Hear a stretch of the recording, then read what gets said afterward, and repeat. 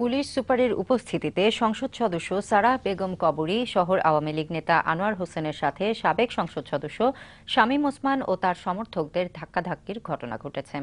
এ নিয়ে শহরে ব্যাপক চাঞ্চল্যের সৃষ্টি হয়েছে। নারায়ণগঞ্জ থেকে নাফিজ আশরাফের পাঠানো রিপোর্ট। বর্ধিত বাস ভাড়া প্রত্যাহারের দাবিতে আগামী ২০ জুন নারায়ণগঞ্জে যাত্রী অধিকার সংরক্ষণ ফোরামের ডাকা হরতালের প্রেক্ষিতে শনিবার দুপুরে জেলা প্রশাসকের সম্মেলন কক্ষে সভা আহ্বান করে নারায়ণগঞ্জ সড়ক পরিবহন কমিটি।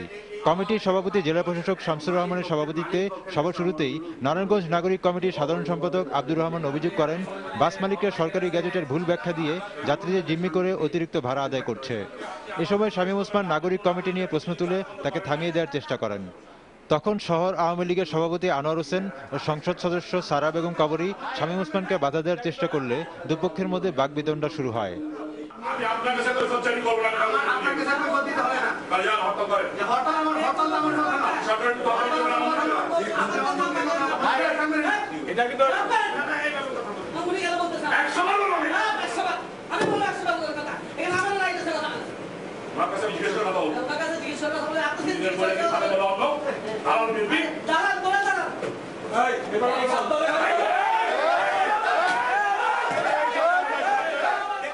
এক পর্যায়ে দুপক্ষের মধ্যে ধাক্কাধাক্কির ঘটনা ঘটে।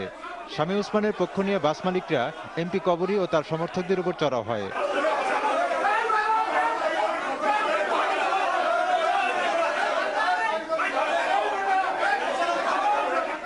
পরে সংসদ সদস্য নজরুল ইসলাম বাবুর হস্তক্ষেপে পরিস্থিতি শান্ত হয়। এদিকে জেলা প্রশাসকের কক্ষে হট্টগোল চলার সময় বাইরে সংসদ সদস্য কবরী ও সাবেক সংসদ সদস্য শামীম ওসমানের বিপুল সংখ্যক সমর্থক অবস্থান নেয়। পরিস্থিতি নিয়ন্ত্রণে রাখতে সেখানে অতিরিক্ত পুলিশ ও র্যাব মোতায়েন করা হয়। সাভারে একটি তৈরি